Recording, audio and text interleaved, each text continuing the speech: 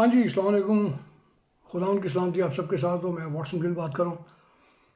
हर रोज़ एक नई कहानी सुनते हैं।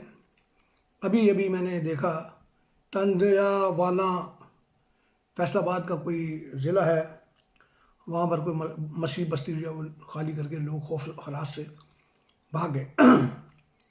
हमारे मोहतरम पास्टर इरफान जेम्स जो हैं उनकी मैंने पोस्ट देखी है। ये मैं उनको बड़ा मोतबर समझता हूँ, और क्योंकि उनकी खिदमत अभी हम जड़ावाला में देख रहे हैं और ज़बरदस्त काम कर रहे हैं। वो मैं नहीं समझता कि उन्होंने ये खबर जो है वो सोचे समझे बगैर लाई होगी। आप देखें, सरगोदा जो था वो ज़ेर अताब था। एक हफ्ते में 3 FIR कटी थी। सरगोदा में कुछ होने वाला था। उसके बाद फिर आप देखें जड़ावाला में जो कुछ हुआ वो आपके सामने। फिर हमने देखा शेखुपुरा में, फिर हमने देखा पिंडी में, इसी तरह लोग अपने घरों को छोड़कर भागे।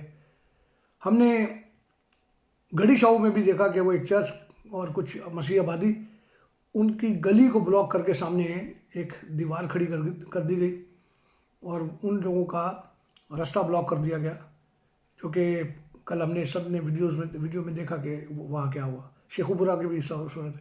ये 4-5 इलाके जो हैं। इसके अलावा कल ईसा नगरी में एक मसीह को गोली मारी गई।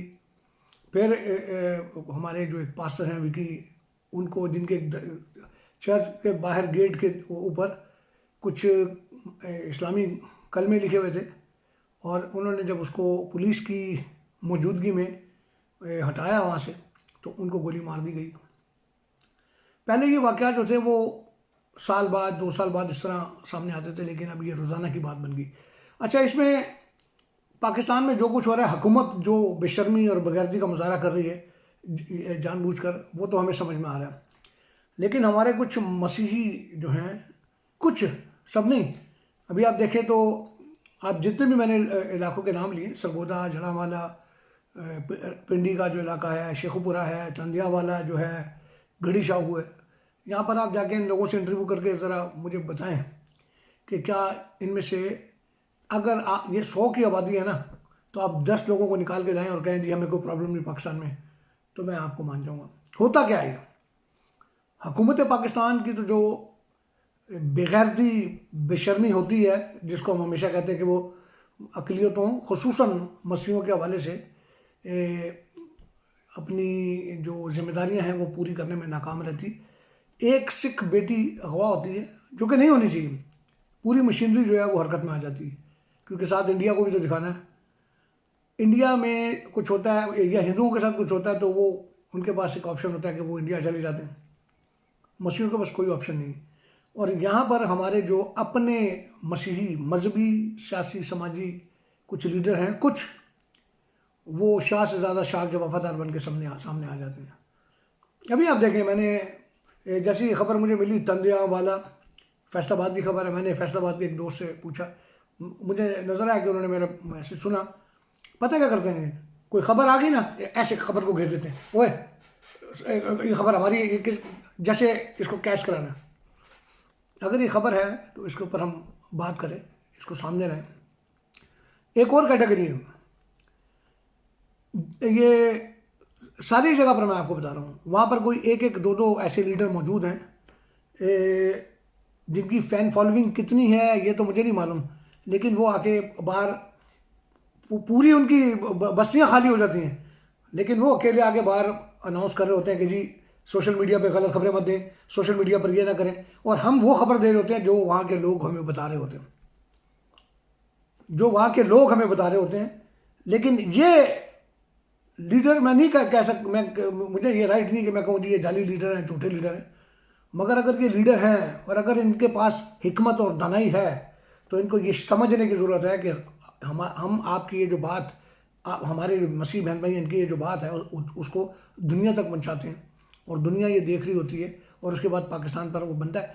आपको अगर एक SHO बुलाकर कहते हैं, ओ मैं अपनी मिसाल, ओ वाटसन गिल साहब छठो ना यार, ਤੁਸੀਂ ਪਾਕਿਸਤਾਨੀ ਹੋ, ਸਾਨੂੰ ਤੁਹਾਡੇ ਪਾਕਿਸਤਾਨ ਸਾਨੂੰ ਤੁਹਾਡੀ ਜ਼ਰੂਰਤ ਹੈ, ਤੁਸੀਂ ਜ਼ਰਾ ਕਮਿਊਨਿਟੀ ਤੁਹਾਡੀ ਵਾਹ ਹੈ, तो ਤੁਸੀਂ जरा कम्युनिटी समझाओ कि हमें प्रोपोगंडा ना करेंगे।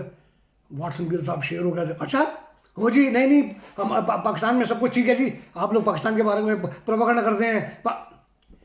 आप एक SHO की मार रहे हैं, एक SHO की, फिर हमें ताने देंगे जी आके पाकिस्तान में आप आकर के देखें। हम पाकिस्तान में भी ये करते रहे जब से।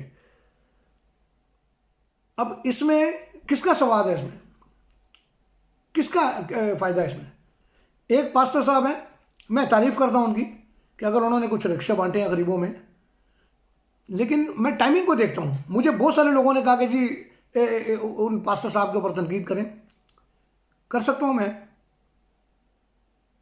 किसी में ताकत है मुझे रोकने की, लेकिन मेरे पास खुदा ताला की तरफ से थोड़ी सी दानाई है, थोड़ी सी हिकमत है कि मेरे पास कोई सबूत नहीं है कि मैं किसी के ऊपर, हाँ मैं अपना एक तज्जिया पेश कर सकता हूँ कि इधर जड़ावाला के ऊपर पूरी दुनिया जो है वो पाकिस्तान पर फोकस कर रही है, और वहाँ पर हम बड़े बड़े क्रूसेड करके दुनिया को ये दिखा रहे होते हैं कि तवज्जो हट जाती है। दुनिया वाले देख रहे होते हैं यार कि यहाँ पर हज़ारों लोग बैठे हुए हैं, ऊपर ड्रोन कैमरों से वीडियोस बन रही हैं, तो माहौल इतना ख़राब नहीं है जितना। अब सवाल ये पैदा होता है कि इसका बेनिफिशरी कौन है? क्या वो लोग जो घरों से भाग जाते हैं, जिनके घर जला दिए गए हैं, जिनको तबाह कर दिया गया, या वो लोग जो ये कर रहे होते हैं? मैं आपको सही बता रहा हूँ कि मैं इसमें अपने आप को ना दूर रखता हूँ, क्योंकि ये गंदी सियासत होती है कि हम उन पास्टर्स के लिए, उन मजहबी रहनुमाओं के लिए कोई गलत प्रोपोगंडा करें। कतई तौर पर मेरे पास ये राइट नहीं है, लेकिन कोई ना कोई बात तो है ना कहीं कि अगर ये जना वाला वाक़या हुआ और पूरी दुनिया ने इसको फोकस किया, आपने अगर आपका कोई क्रूसेड था, कोई कन्वेंशन थी, आप उसे थोड़ा सा रोक लेते, लेकिन आपने फ़ौरन वो तवज्जो हटा दी। अब इसके बेनिफिशरी कौन है? पाकिस्तान की हुकूमत, क्योंकि वो प्रेशर जो दुनिया पर हम बना रहे थे बाहर बैठकर, वो आपने तोड़ दिया, कामयाब हो गए। मैं नहीं कहता कि आपको इसका कोई फ़ायदा हुआ है या नहीं हुआ, मैं अपनी बात कर लेता हूँ, चले समझाने के लिए लोगों को। मैं एक बड़ा पास्टर हूँ और साथ में हुकूमत का पिट्ठू भी हूँ। अब जब ये सूरत हाल हुई, हुकूमत ने या इंटेलिजेंस अदारों ने देखा कि पाकिस्तान की बदनामी हो रही, तो मेरे कान में, वाटसन गिल साहब ज़रा अपना अकाउंट चेक करें। मैंने अपना अकाउंट चेक किया, 5 करोड़ आ गया। 5 करोड़ आ गया। 1-1.5 करोड़ मैंने खर्च करके एक प्रोग्राम कर दिया। एक आध करोड़ जो है मैंने अपने लोगों में इनामात तकसीम किए। तवज्जो क्या हुई? वहाँ से हटकर तवज्जो इधर आ गई। दुनिया जो देख रही कि नहीं यार, इतने सारे लोग बैठे।